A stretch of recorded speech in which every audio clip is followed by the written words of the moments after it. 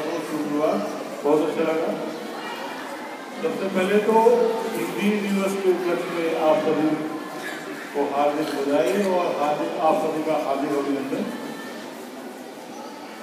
आज आपने देखा किस प्रकार आपका विद्यालय और ये समय जो है हिंदीमय हो गया है। हिंदीमय बहुत दिनों के बाद मुझे विशेष प्रकार की अनुभूति हो रही है, बहुत अच्छा लग रहा है मुझे।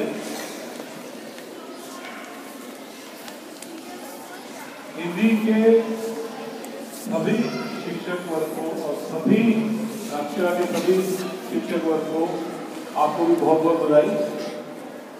इतना अच्छा कार्यक्रम यहाँ प्रस्तुत किया गया। आपके सभी श्री घनश्याम जी और उनके सभी शिक्षक शिक्षिकाएं धन्यवाद के पात्र हैं। बच्चों, आपको हिंदी के बारे में 3-4 चीजें बताई गई है। मैं आपसे पूछना चाहूँगा, यदि आप जवाब नहीं दे पाएंगे तो मैं आपको समझाने की कोशिश करूँगा। हिंदी राष्ट्रभाषा है, हिंदी राजभाषा है, हिंदी कड़ियों की 3/4 जनसंख्या की मातृभाषा है और हिंदी आप बता सकते हैं राष्ट्रभाषा राजभाषा। क्या अंतर है दोनों में? यदि आपने ध्यान से सुना होगा तो आपकी तृप्ति मैडम ने इस बारे में बताया था कुछ।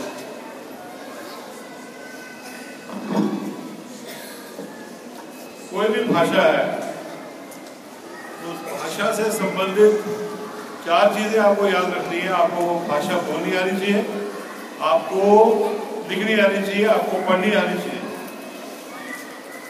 और आपकी सोच विचार की भाषा भी हिंदी है।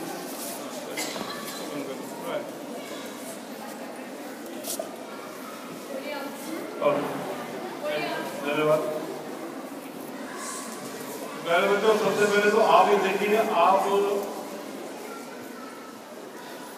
सीबीएसई जिसे हम लोग केंद्रीय माध्यमिक शिक्षा बोर्ड कहते हैं, हमारा विद्यालय उसके अंतर्गत आता है। और जो भारत की शिक्षा नीति है, यदि आपको नहीं पता है तो आप थोड़ी अपनी जानकारी बढ़ाइए।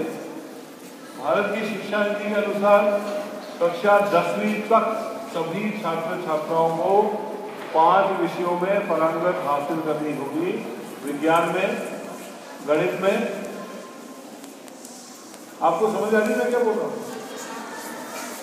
विज्ञान बोलता हूँ तो साइंस में, गणित बोलता हूँ तो मैथमेटिक्स में, हिंदी में, इंग्लिश में और आपके सामाजिक अध्ययन सोशल साइंसेज में। इनमें से 3 विषय ऐसा बोला गया है इंग्लिश में ही पढ़ाए जाएंगे। मैथमेटिक्स आपकी इंग्लिश में होगी और बताइए साइंस। बहुत, ये आपकी भारत की शिक्षा नीति बता रहा हूँ आप लोगों को।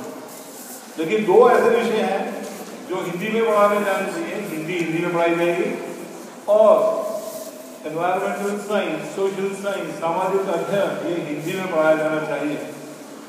लेकिन इसके बारे में काफी सोच विचार किया गया और फिर बोला गया कि जो विद्यार्थी, जो छात्र हिंदी में पढ़ना चाहें उन्हें हिंदी में पढ़ाया जाएगा और जो इंग्लिश में पढ़ना चाहें वो इंग्लिश में पढ़ेंगे और इंग्लिश में ही उनका एग्जाम है। और इसके साथ ही जो आपकी शिक्षा नीति है उसमें त्रिभाषीय फॉर्मूला है, त्रिभाषीय फॉर्मूला, 3 लैंग्वेज फॉर्मूला। सभी बच्चों को 3 भाषाएं तो आनी ही चाहिए।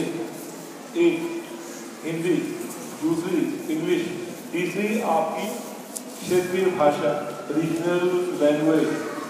यहाँ पे वो मराठी है, पंजाब में वो पंजाबी है।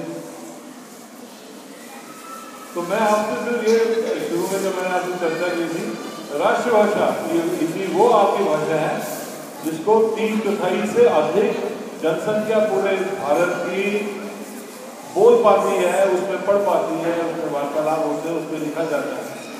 और राजभाषा जो है सरकार चलाने के लिए जिस भाषा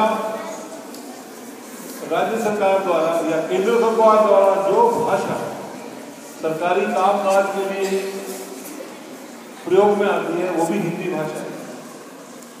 शायद आपको पता नहीं इस प्रकार के आदेश हैं। अभी हम लोगों के विद्यालय का निरीक्षण भी है और जो यहाँ से निरीक्षण दल आएगा वो ये देखेंगे कि आपके विद्यालय में हिंदी को किस प्रकार का प्रोत्साहन मिल रहा है। इस दिशा में हम लोगों ने अपने कार्य शुरू कर दिए हैं और मैंने जो आपके हिंदी विभाग के अध्यक्ष हैं श्री घनश्याम जी से निवेदन किया है और तृप्ति मैडम ने भी निवेदन किया है कि हमारे जो सभी शिक्षक हैं, जो हमारे आर्ट्स के सर और मैडम हैं, वो हमको अच्छे अच्छे कोटेशन, जिसको हिंदी में घोष वाक्य कहते हैं, वो लिख के देंगे और उनको हम आपकी कक्षाओं में और विद्यालय में लगाएंगे, उनका प्रदर्शन किया जाएगा।